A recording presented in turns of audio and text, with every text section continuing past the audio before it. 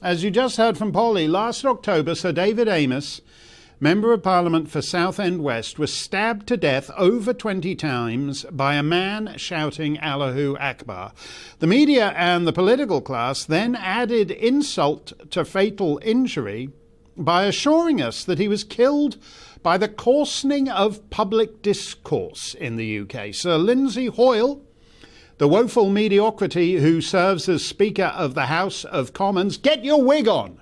He's without a wig there. Put your wig on. Real speakers wear wigs. Sir Lindsay, the wigless, simpered that, quote, the conversation has to be kinder and based on respect. There was general agreement that Labour's deputy leader, Angela Rayner, who had called Tories scum, was somehow connected with this excitable Somali chap going all stabby stabby. All these people claiming to be Sir David's friend, nevertheless were willing to lie to the nation about why he died. He was killed by a man called Ali Harbi Ali, the son of an advisor to, no, not Angela Rayner, oddly enough, but to a former Somali Prime Minister. Mr. Ali had been referred to the laughably misnamed Prevent a full 7 years ago when he was still in the sixth form, and had even been interviewed by Her Majesty's Constabulary on what he thought about the British government. But he knew how to play that one. Quote, just nod, say yes, and they'll leave you alone afterwards. And they did, unquote. So he was not a lone wolf, but a known wolf, as I've been saying for a decade and a half now. Last week, Mr. Ali told the court all the things any creature more sentient than an earthworm could have predicted, he'd say. He wanted to join ISIS, but it was too difficult getting over to Syria, so he decided to kill Sir David in Southend instead. Quote, I thought I couldn't go join Islamic State. I should try and do something here to help Muslims here.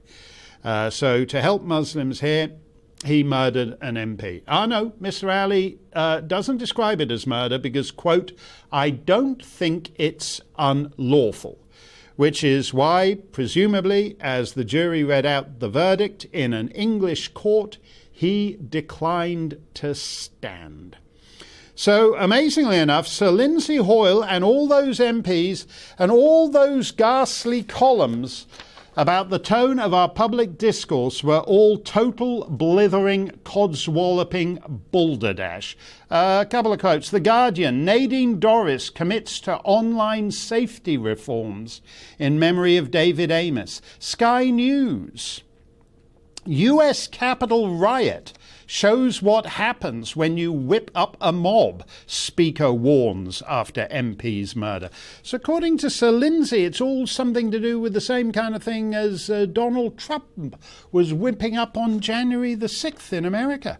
The Evening Standard says, man who emailed Angela Rayner felt she was partially responsible for Amess' death because apparently sons of advisors to Somali prime ministers don't like to be told that Tories are scum without being able to act on it. The iPaper says ban anonymous social media accounts under David's law, murdered MP's friend says.